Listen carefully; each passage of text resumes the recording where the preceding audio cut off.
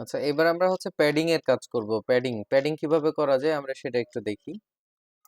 যে আমরা হচ্ছে হ্যাশট্যাগ সরি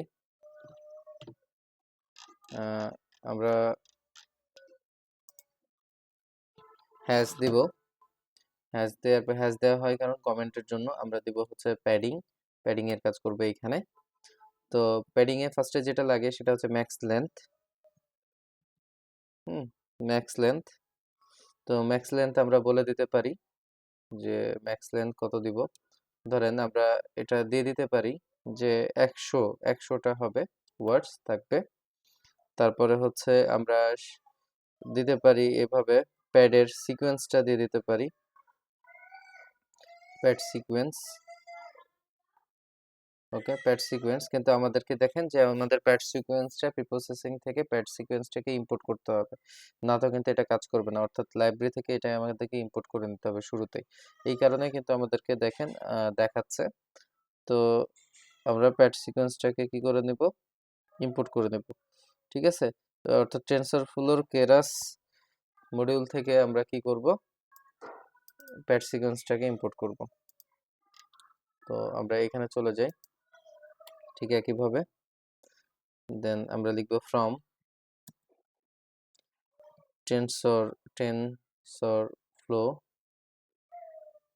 টেনসরফ্লো.keras প্রিপ্রসেসিং সিকোয়েন্স থেকে আমরা হচ্ছে প্যাড সিকোয়েন্সটাকে হচ্ছে ইম্পোর্ট করে নিলাম, অর্থাৎ প্যাডিং সিকোয়েন্স।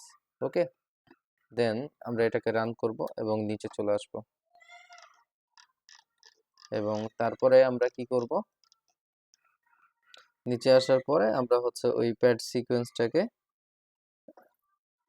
সিকোয়েন্স যে মডিউলটা আছে বা ফাংশনটা মেথডটা আছে সেটাকে আমরা ইউজ করব এখানে। তাহলে এখানে লিখবো যে হচ্ছে প্যাড সিকোয়েন্স বা এটাকে আমরা এক্স এর মধ্যে রাখবো, একবারে ডিপেন্ডেন্ট এবং ইন্ডিপেন্ডেন্ট আলাদা করে নিই। অর্থাৎ প্যাড সিকোয়েন্সেস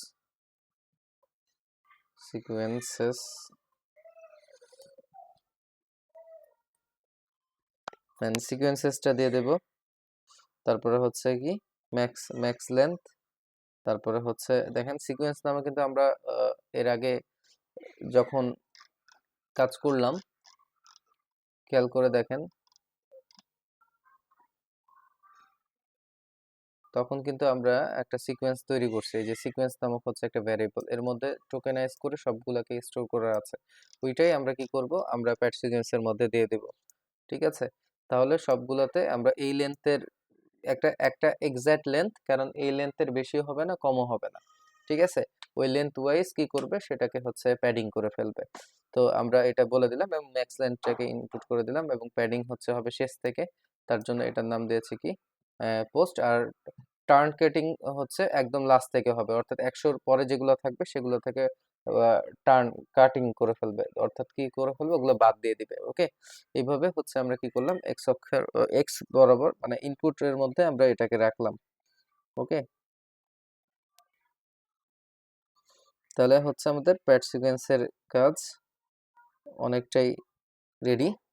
এক্স অক্ষে আমরা ওইটা, এক্স অক্ষে কেন বলছি, যে আমরা ইনপুটে আর কি রাখলাম ইনপুট। এবং এবার আমরা আউটপুটটাকে হচ্ছে বের করে নিই। সাধারণত ডিপেন্ডেন্ট ইন্ডিপেন্ডেন্ট আমরা ফিচার সিলেকশনে যে কাজটা করেছিলাম ঠিক একইভাবে এই কাজটা করতে হচ্ছে ডিএফ। আর এটাকে আমরা ফিচার সিলেকশনও বলতে পারি যে সেন্টিমেন্ট সেন্টিমেন্ট সেন্টিমেন্ট এনকোডেড এবং আমরা এটাকে অ্যারেতে কনভার্ট করব। ডট ভ্যালুস দিলে বা ডট টু অ্যারে দিলেই কিন্তু অ্যারেতে কনভার্ট হয়ে যাবে, কারণ আমরা অ্যারেতে কনভার্ট করে নিব। ঠিক আছে, তো এই হচ্ছে বিষয়। তো আমরা এটাকে রান করি। ওকে, এখানে একটা ইরর হয়েছে। কি ইরোরটা আমরা একটু পড়ি।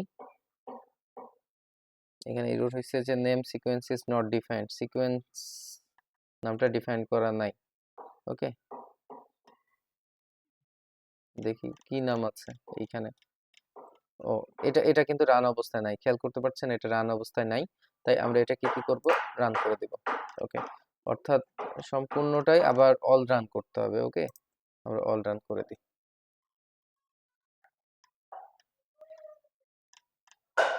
আচ্ছা, ফার্স্ট থেকেই এটা এরর দিচ্ছে, কারণ আমাদের আসলে অ্যাকচুয়ালি যেহেতু ডিসকানেক্ট হয়ে গেছিল, সেক্ষেত্রে আমাদের সিএসভি ফাইলটাই কিন্তু এখানে নাই।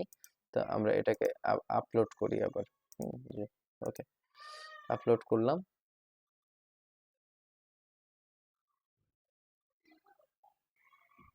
ওকে, আপলোড করার পরে আমরা এটাকে আবার দেখি রান টাইমটা চেঞ্জ আছে কিনা। রান টাইমটা 4GB আছে। ওকে, এবার রান অলটা দিয়ে দিই। ঠিক আছে, আই হোপ সো যে এটা সলভ হয়ে যাবে।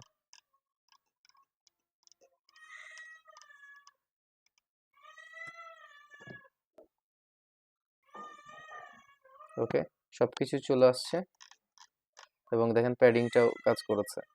হ্যাঁ, এবার আমরা যদি চাই এক্স এবং ওয়াইটাকে আলাদাভাবে দেখে ফেলতে পারি। যে এক্স দেখেন আমরা অ্যারেতে কনভার্ট করে ফেলছি, এবং ওয়াই, ঠিক আছে, এটাও কিন্তু অ্যারেতে কনভার্ট হয়ে গেছে। ওকে,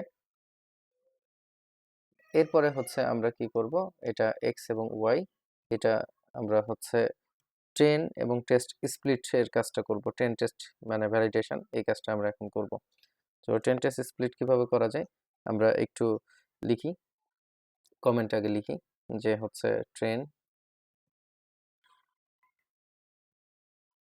ভ্যালিডেশন, দেন তারপরে আমরা কি করব, টেস্ট স্প্লিট। এটা ম্যান্ডেটরি, হ্যাঁ, এটা করে লাগবে, এটা হচ্ছে ম্যান্ডেটরি, এটা করে লাগবে। ওকে, তো এটা কিভাবে করা যায়, তো এই ট্রেন টেস্ট স্প্লিট করার জন্য আমাদেরকে কি করতে হবে, প্রথমত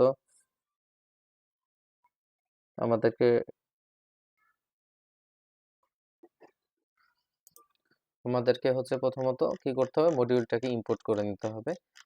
ট্রেন টেস্ট স্প্লিট করব, আমাদেরকে মডিউলটাকে ইম্পোর্ট করতে হবে।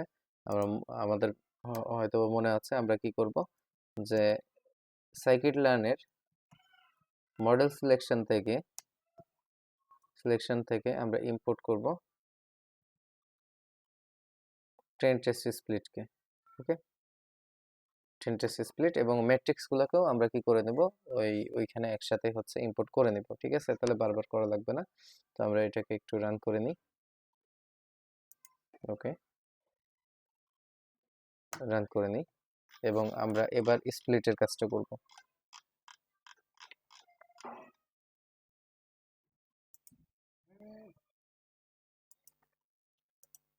তো ফার্স্ট অফ অল আমরা লিখব হচ্ছে এক্সট্রেন,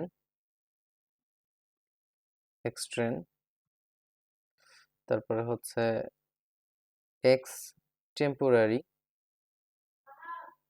তারপরে লিখব হচ্ছে এক্স টেম্প, তারপরে হচ্ছে ওয়াই টেম্প, এবং আমরা এটা ট্যাপ দিয়ে নিই, তাহলে একবারে হয়ে যাবে।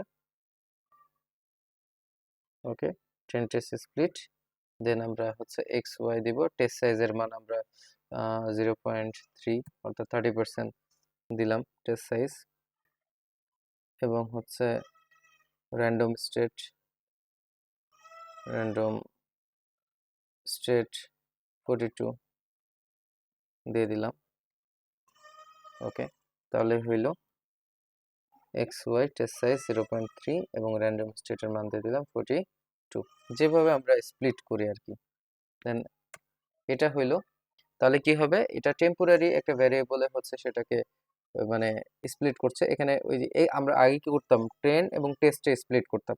এবার ভ্যালিডেশন যেহেতু করব, তাই টেম্পোরারি থেকে আবার আবার স্প্লিট করব, অর্থাৎ সেই জায়গা থেকে আমরা আবার দুইভাবে টেস্টের জন্য এবং ভ্যালিডেশনের জন্য ডেটা আলাদা করব। ট্রেনিং এর জন্য 80% ডেটা আমরা রেখে দিচ্ছি। ওকে, এক্স ভ্যালিডেশন, এক্স টেস্ট, তারপর ওয়াই ভ্যালিডেশন, ওয়াই টেস্ট। ওকে, তারপর ট্রেন টেস্ট স্প্লিট, তারপর দেখেন এক্স টেম্প, ওয়াই টেম্প, এবং টেস্ট সাইজ দেবো 0.5 অর্থাৎ অর্ধেক, এবং র্যান্ডম স্টেট দিয়ে দেবো 42। তাহলে দেখেন এভাবে কি হয়ে যাবে, স্প্লিট হয়ে যাবে। ওকে, এবং আমরা যদি একটু খেয়াল করি, যে প্রিন্ট করি যে ট্রেনিং মানে ট্রেন ভ্যালু কত থাকছে, আচ্ছা আমরা যদি একটু দেখি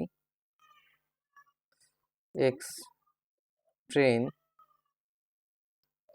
ডট শেপ, তারপরে এক্সটেন্ড ডট শেপ, এটার শেপটা দেখি, যদি ট্রেনিং এর শেপটা যদি দেখি, ভ্যালিডেশনের শেপটা আর টেস্টের শেপটা আমরা এভাবে চেক করতে পারি। প্রিন্ট, তারপরে হচ্ছে কি ভ্যালিডেশন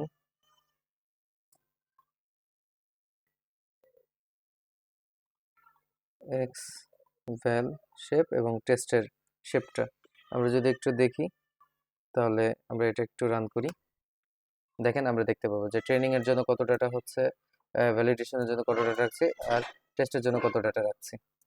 ওকে, তাহলেই আমাদের এটা কমপ্লিট হয়ে যাচ্ছে। তো নেক্সট ক্লাসে আমরা যেটা দেখব যে হচ্ছে বিল্ড ডিপ লার্নিং মডেল এবং কম্পাইল কিভাবে করব এবং ট্রেন কিভাবে করব সেগুলো আমরা একটু দেখব। ওকে, তো আজকের ক্লাস এ পর্যন্ত। ধন্যবাদ সবাইকে।